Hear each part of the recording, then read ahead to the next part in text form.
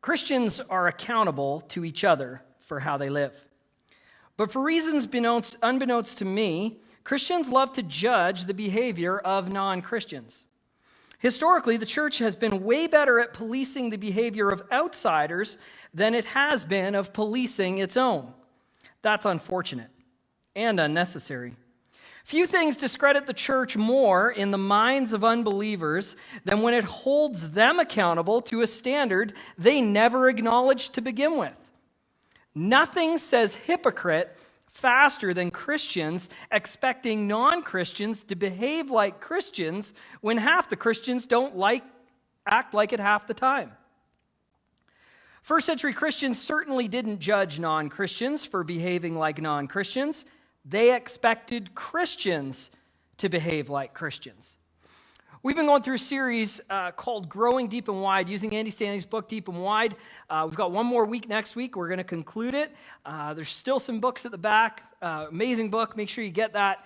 Really kind of blows your mind on what you ever thought church should be like or could be like, as well as does a great job at what we're trying to do here at Mountain View Church. And we believe that Jesus is the Son of God. He died for the sins of the world. He rose again. And in that resurrection, there's power for eternal salvation. And we want that message to get out to everyone, both de-churched people, so people were a part of church, but because of hypocrisy and hurt, they've left the church. And we want them back. But also people outside the church, we believe our message is amazing and they need to hear it too. And so we want them in. We're trying our best to reach unchurched people with the message of Jesus. And what we've talked about in the past few weeks, we asked a few questions. What do unchurched people see when they walk into a local church? What do unchurched people hear when they walk into a local church? Today, we're asking, what do unchurched people experience in a local church in Western Canada? Now, realistically, many in local churches, they feel what Andy was just talking about and what he talks about in Deep and Wide, and that's they feel judgment, and a lot of that comes down to what the passage that we looked at last week, the passage that Andy just quoted, and kind of asking the question, who are we to judge people outside the church? We're actually supposed to judge people inside the church. People who say, I am a follower of Jesus, then if their behavior doesn't follow Jesus, we need to ask the questions about them. But people outside the church from another faith background or have no belief in the Bible or in Jesus or any of that, there's no business for us to expect them to adhere to biblical values and principles. And yet, too often we do it. Now, we can act or speak like we care, and this gets through what they see and what they hear, and we can say all the right things. But what they experience, this really comes down to our heart condition. Because whether or not we look at the outside world and we pass judgment, we may not speak like we do or act like we do, but our heart condition will show. People are smart. They're emotionally intelligent, and they will pick up on the fact whether we're acting like it or not. Everyone knows what a used car salesman, or the proverbial used car salesman, forgive me if any of you sell used cars, that's not what I want to get at, but that feeling of being sold something that they really don't believe in. And people get that. They're emotionally intelligent. And so if we're trying to say, hey, no, we want you to be a part of our family. We want you to know Jesus as much as we know. We want to be your friend. We want to be your family member. If we don't really mean it, they'll experience the opposite. They're going to know it because they feel it. And so Andy asks a couple great questions, and the Apostle Paul gives us some great answers. First question Andy asks is, are we genuine? People can feel whether or not a person's genuine. And other words that we need to attach to that is being approachable and authentic. Someone who's genuine is often approachable and authentic. And people know the difference. I love, there's a passage in 1 Corinthians. You can turn to 1 Corinthians if you have a Bible or a Bible app. Verses will appear on the screen if you need them. We're going to go to 1 Corinthians 2, 1-5, because Paul gives a great example of this when he's talking to the Corinthian church. He's reminding them of what it was like when he first came to them.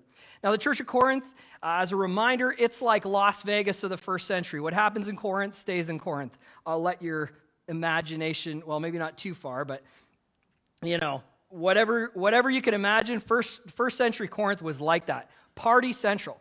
And so a church is planted there. And they start isolating themselves from the outside world. And Paul is giving them reminders of what it's like. And so in 1 Corinthians 2, 1-5, he's reminding them of what he was like when he first went to them. And he first started building a relationship with them. He says, "And I, when I came to you, brothers, did not come proclaiming to you the testimony of God with lofty speech or wisdom, for I decided to know nothing among you except Jesus Christ and him crucified. And I was with you in weakness and in fear and much trembling. And my speech and my message were not in plausible words of wisdom, but in demonstration of the Spirit and of power, so that your faith might not rest in the wisdom of men, but in the power of God." And I love what Paul's talking about here, because this is a great example of what genuine speech and a genuine demeanor comes.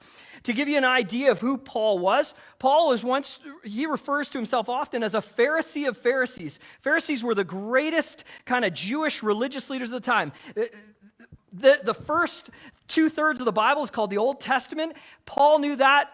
Frontwards, backwards, sideways, he knew it all. He had the authority. He was a Roman citizen as well as a leader in the Jewish world. A religious leader, a theologian, philosopher. He had all the knowledge, moreover the stature, to hold it over anyone in the Greco-Roman world. And what's amazing is Paul gives us a demonstration, even though he could have held the truth and his wisdom and lofty speech over them, he doesn't. He actually, as he comes to them, he embraces things like weakness and fear and plain speech. Because you know what? There is nothing more genuine than when someone comes to you and they let you know they're weak. Because everyone is weak. We all know everyone has weakness. And everyone knows that there's fears. And there's tremblings in all our lives. This is something that all humanity connects with. But it takes a genuine person, an authentic person, to come before someone in their first meetings, even though they have all the authority and all the power and all the truth, and they could hold it over them, but instead they come in weakness and in fear and trembling and in plain words instead of lofty speech. And he says, so that you might not just think that I'm some wise guy holding my fancy talk over you. All he wants the Corinthian people to understand is Jesus. The power of God through Jesus. And so he chooses weakness, fear, trembling, and plain speech. And so for us, this changes our positioning, both publicly and privately. Because for those of us raised in the church, we believe, and the Bible would indicate that we have some answers, but sometimes we hold that over people. Like we're the people in authority, we're the people with the truth, and oh, you lowly people outside the church, let me invest in you my great wisdom. And maybe we don't take that position, on purpose, but that often becomes it. We look at the outside world in a place of authority when we shouldn't. We should look at the outside world in a place of weakness and fear and connect with people on that level. Because in reality, without Jesus, we're nothing. We only have the truth because of Jesus and the revelation of the Holy Spirit. It's nothing to do with us anyway. So we should never hold our knowledge of the Bible or our years of experience in church over someone who's new. There's another question Andy asks. Are we showing respect for the views and values of people outside the church? Are we showing respect for the views and values of people outside the church? Now, I understand as soon as that question comes up, there's a fear in the church world, especially in the evangelical world, that if I show respect for someone for their views and values, if they're from another faith position, or maybe they're agnostic or atheist, if I show respect for that in any way, then somehow we've created this mindset that somehow we're attaching ourselves to it and that we believe in it. But we need to understand there is a huge difference between respecting the views and values of someone and believing in. And I understand part of this is our first world culture. We've attached it as acceptance and belief together, even though in the English language they're different, in the full meaning they're different. But there's this understanding that we only accept people if we believe what they believe. But that's a fallacy. We can actually respect one another and disagree. Something that's almost lost in our culture. We can't even disagree with each other anymore because someone's going to get offended. We have to accept that everyone's true. It's okay to say, hey, that's a really interesting opinion. I can respect the fact that how dedicated you are at your faith. Here's a different idea. There's a vast difference between respecting someone's views and values and believing in views and values. And the evangelical church has got that really mixed up. And again, the Apostle Paul gives us great examples of how to do this. In Acts 17, Acts is the 5th book of the New Testament. It's the last third of your Bible: Matthew, Mark, Luke, John, 4 gospel accounts, and then Acts. And the book of Acts is an account written by Luke, who was a physician and a researcher, and he wrote this account of everything that happened after Jesus ascended to heaven, and really the explosion of the early church. And what's amazing is there's this account in Acts 17 of Paul interacting with philosophers, theologians from Athens. So Athens, the heart of Greece, this is a place of incredible knowledge, and I don't think we really have an equivalent here in first century world. But this is philosophers, theologians, mathematicians, scientists. Athens is a hub for all this stuff, a hub for knowledge and spirituality. And here's how Paul approaches this group of people. He said, so it says this: now when they had passed through, Acts 17, starting at verse 22, not at verse 1, in case you started at verse 1 like I did. All right, verse 22. I was like, he didn't go to Apollonia. Oh, no, we're not there. Okay, so 22. So Paul, standing in the midst of the Areopagus, said, "Men of Athens, I perceive that in every way you are very religious." The other word for this instead of religious would be spiritual. Okay, so these are spiritual men.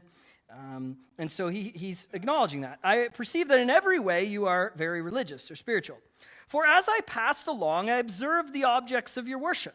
I found also an altar with this inscription: to the unknown God. What therefore you worship as unknown, this I proclaim to you. The God who made the world and everything in it, being Lord of heaven and earth, does not live in temples made by man, nor is he served by human hands as though he needed anything, since he himself gives to all mankind life and breath and everything."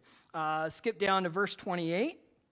He says this: "For in him we live and move and have our being, as even some of your own poets have said, for we are indeed his offspring. Being then God's offspring, we ought not to think that the divine being is like gold or silver or stone, an image formed by the art and imagination of man." And then if we skip down to verse 32, it says, "Now when they heard of the resurrection," so he shares the gospel a bit, and it says, "Now when they heard of the resurrection of the dead, some mocked, but others said, 'We will hear you again about this.' So Paul went out from their midst, but some men joined him and believed." So here's the situation. The situation is, Paul is to an unchurched audience, and he wants to tell them about Jesus. As he's walking through Athens, he's not walking through like he has ultimate authority and ignoring everything around him. He's studying. he's looking at idols made of stone or bronze or brass, and he's reading inscriptions. He is educating himself. What is the culture like here? What do they believe in? What do they know? Moreover, we find out that he's even quoting their poetry. He knows their artists and their poets, and he's starting to see from their culture what is important to them. And he uses that to leverage things that they know so that he might share the gospel with them. And he's showing respect for their views and values. Does it mean he's going to worship that idol? No, that's not what it is. Does it mean he believes everything their poets say? No, that's not what it is. That's not the point. We find he educating himself, finding common ground, and using reason. So what would it look like if the church actually did that? If we stopped just saying, well, I believe this, everything else is wrong. What would it look like if we educated ourselves to try and find common ground and to use reason like Paul did? It's totally different. Does it take work? Absolutely. At some point, if Paul quotes their poetry, he's talking to the men of Athens and saying, as your poets say. He's actually done some work. And this is maybe what causes the problem, is to fully respect the views and values of a now Canadian society that's becoming post-Christian. And lots of people have never been raised in the Bible. They've been raised in totally different faiths and everything. We can't be lazy anymore. We can't give a little story about Jonah and the whale or Noah's Ark or whatever it is and expect the world to understand and have heard that. We have to actually dig in and learn something before we start addressing our culture. And again, this comes back to that whole position of the difference between respecting and believing in. We can respect positions outside the church and other faith positions and learn about them. And we can respect their dedication to those things, but like Paul, we want to use those things to try to show, as he said, you have a statue to the invisible God. Let me tell you, I actually know the invisible God. Let me tell you about him. We need to leverage it too. So the question comes then, how are we doing? This is the third question. What do unchurched people see? What do unchurched people hear? What do unchurched people experience? We needed to get a good litmus test, because over the past couple years, we've had a lot of unchurched and dechurched people come through our church. And so I wanted to get some research. I wanted to know, really, how are we doing? And so I approached a bunch of people that I know had been here, and I said, I'm looking for some quotes, and it's okay. You can give us the good, the bad, and the ugly. We're not going to share any names, but we need to know as a church how we're doing. What is it like for a first-time person to walk in this building, and what's it like? What do they experience? Either if they've been hurt by the church and hypocrisy and they've left and now they're maybe coming back, or if they've never been in a church and they come for the first time. What's it like? Well, again, without saying names, I'd like to just read you some of the quotes. I'm just going to read some quotes to you, and I'll let you make your own determinations of how we're doing. My experience was like that of many newcomers. The people made an enormous impact on me. Genuine is the word I would use. By the way, this word genuine comes up a lot, and they had no idea that genuine was going to be one of the topics that I was going to preach on. Just so you know, this isn't planned.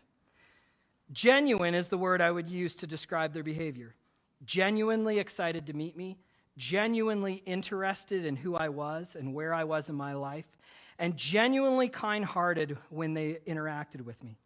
No one seemed to be acting out of obligation, and it made me feel very comfortable from the beginning. Next. Walking into Mountain View for the first time was nothing but a genuine, can't make this up, genuine, warm, welcoming experience. Not once did I feel judged or not welcome. I know I was timid to come. Walking into Mountain View was a breath of fresh air. I left that service feeling awesome, welcomed, and loved. which left me wanting to keep coming back. Come as you are. All are welcome. Next, my first experience was welcoming, accessible, and engaging. There were friendly faces to greet us at the door, and many people introduced themselves, giving the impression they were happy to have us there. The updated and informal decor and design normalized the religious experience, making it feel relevant and accessible to modern living, a positive experience that made us want to spend more time there. I felt that I was welcomed, but it was still a bit daunting. I felt confident that the kids were in good hands because of the sign-in process. It's very nice and welcoming and safe and fun for kids. Next, warm, welcoming, non-judgment feeling that when stepping into the church. The non-judgment feeling is genuine. Again, you can't make this up. Genuine and hard for many churches to provide, in my opinion. Mountain View did a great job at this. Next, it seemed peaceful spiritually to sit in and listen. Praise and worship were soothing, allowing me personally to connect with the Holy Spirit and cast my burdens on Him. It just felt so right, a feeling of home. The experience was amazing. The reception was awesome. I remember a greeter extending his hand to shake mine, smiling as if he knew who I was or was expecting me. At the end of the service, a lot of people stopped by to say hi and introduce themselves. The first time I ran into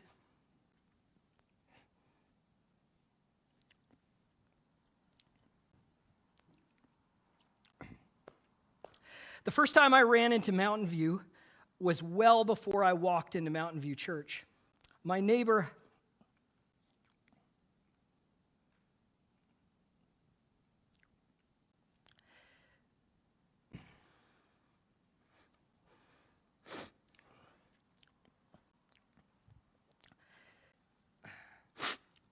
had long been part of the Mountain View community, and I had listened to her over the years about the place of her faith in Mountain View in her life. I eventually came around to attending Mountain View Church and found the ethic of outreach, of worship, and what struck me powerfully was the power of song. The worship team beckoned me back on those days that the rest of me was kicking and screaming to stick to my rut and fling my hollowed soul into the gutter. The mindfulness of speaking and being present as if each day there will be newcomers. Hewing always to the gospel maintained the opening that kept me coming back.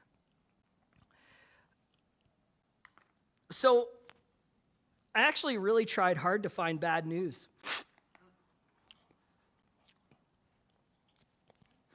Some people said, honestly, I can't say one negative thing about my first experience walking into Mountain View Church.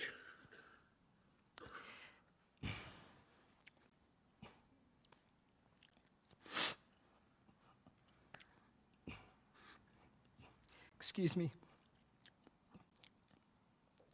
I am so thankful to pastor here. This is the greatest church in the Yukon Territory, period. It is my honor and privilege to serve here and to see people come in and their lives transformed because of you. Not in there, they didn't say, oh, the pastor was so great, or he was funny, or he was really emotional, which really connected with me.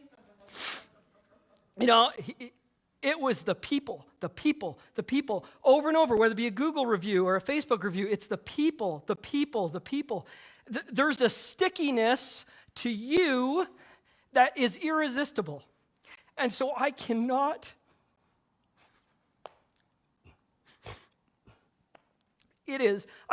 thank you enough for continuing to be at that door when people come in, continuing to be willing to make new friends, to not stick to your Christian friends, to your Christian bubble, but to say, no, I'm only on this planet a short time, and it's worth meeting new people if maybe they'll find Jesus and they'll experience Jesus. And so thank you so, so much. I got nothing more to say, obviously. We're going to go to singing one more time. The ushers are going to come to take any gifts that you might have brought. Anything I wanted to say from here isn't going to come out right anyway.